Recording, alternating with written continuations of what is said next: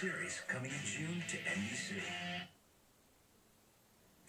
You know, summer camp brings really a lifetime of memories, but for kids who suffer from chronic and life-threatening illnesses, sleepaways or sleepover camps are often just a dream.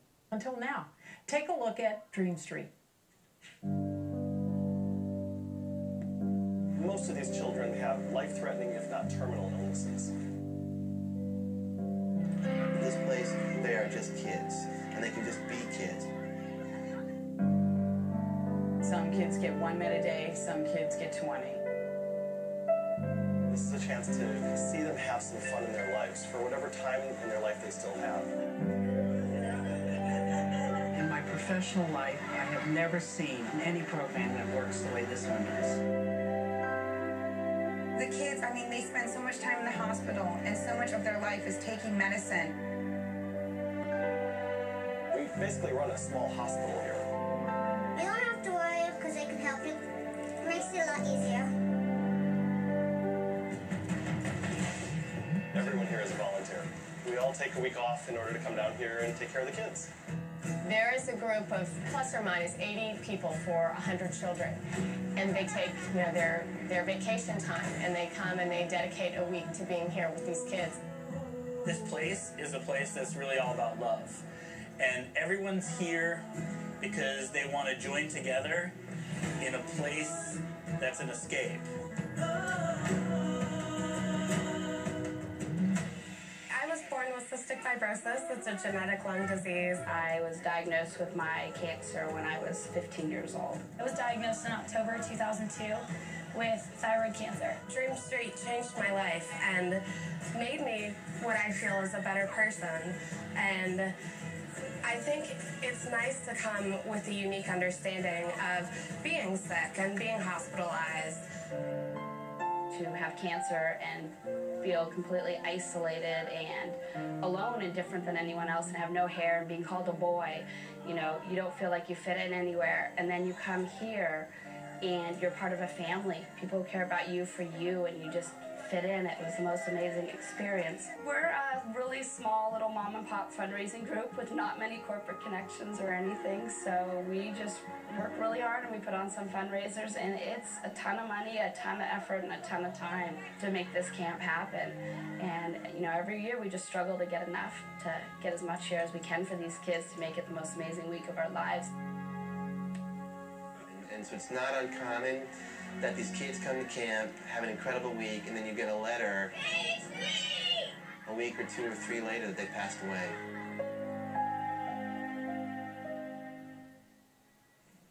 With me in studio tonight, the director of Dream Street Foundation, Tiffany Alfaro, and welcome. Thank you very much. You know, you think about camps for terminally ill children or children with chronic problems, and you think it would be so sad and depressing, and yet I look at that and it's so uplifting. Well, our counselors definitely have to keep it together because those kids come to us to forget about their illness and have a week full of fun, and that's what they deserve. Tell me a little bit about the camps, local camps across the country. I personally run the camp in California, and we definitely have other campsites across the United States as well. The camp in California is based of 120 campers that come from various places and hospitals across California. The children have cancer, sickle cell, HIV, and other life-threatening illnesses. The camp in California, is it local? It is. It is. It is actually held in Ojai, California, and it's July 3rd through July 10th, and we're very excited about this year. We're doing Dream Street around the world, so we're going to have a different continent every day, and on the final day, we're having our own version of the World Olympics. If I'm a parent of a child who is sick, how do I get my child enrolled in something like this? DreamStreetFoundation.org would be the best place to go. If you go to our website, you can click on a link, and there is camper application right there. You fill it out, you can fax it to us, you can send it in the mail. I couldn't help but notice the volunteers that you had there.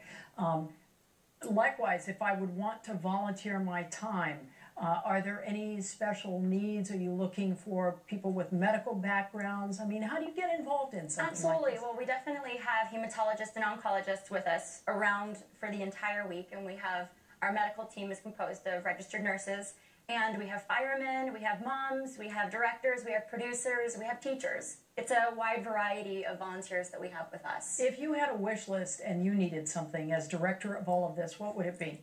To be honest, we're struggling. Financially, we're having a really difficult time.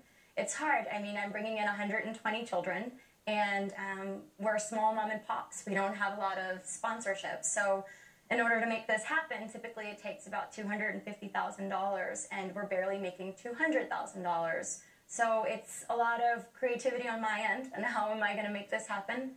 And it's happening, but yet we're struggling. And how did you get involved in this? It seems like such an undertaking. It is.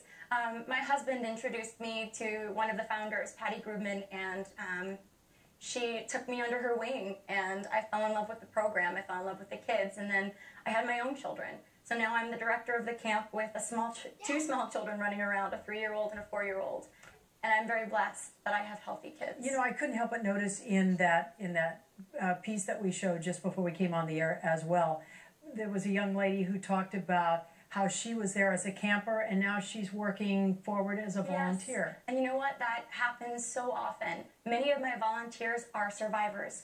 And it's so beautiful to see the relationship that develops between that particular counselor and the child, because they understand something a little bit more than me, because I didn't have to deal with what they're dealing with. Again, your website is? DreamStreetFoundation.org. All right, Tiffany, thanks so much for coming. Thank you so much. Appreciate it. All right, the weekend is almost here, and that means Fritz is up next with the forecast.